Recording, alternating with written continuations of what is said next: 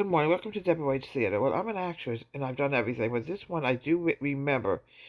On February 7th, 1973, I performed in an opera called The Vale.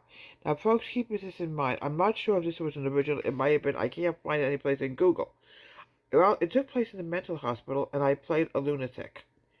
The whole chorus was lunatics, and it was staged very, very uniquely. Our cages were back in the back of the theater, so obviously when we kind of come out, we can't always walk through the audience.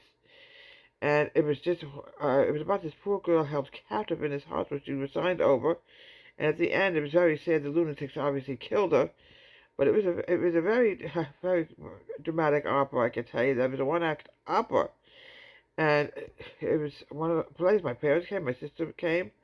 I don't remember who else came. I wasn't even married then, but they had to get my hair messed up to look like I was virtually a lunatic in a mental hospital.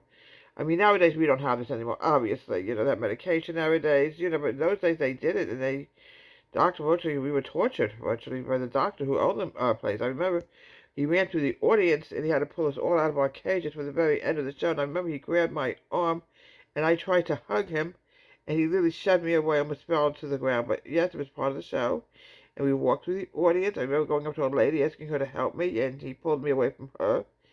And it was just a show that I never forgot. What I did. I had to get my hair totally a mess. I remember I had like some kind of like dirt on my face. This is one photo I took recently that I found that there was no dirt on my face. Obviously, maybe before they made me up. I don't know. But yes, it was a lot of fun doing the veil. And I started thinking how much I loved the theater. And at that point, it switched my life. I actually turned my major over to theater. Deborah's Theater. Have a great day.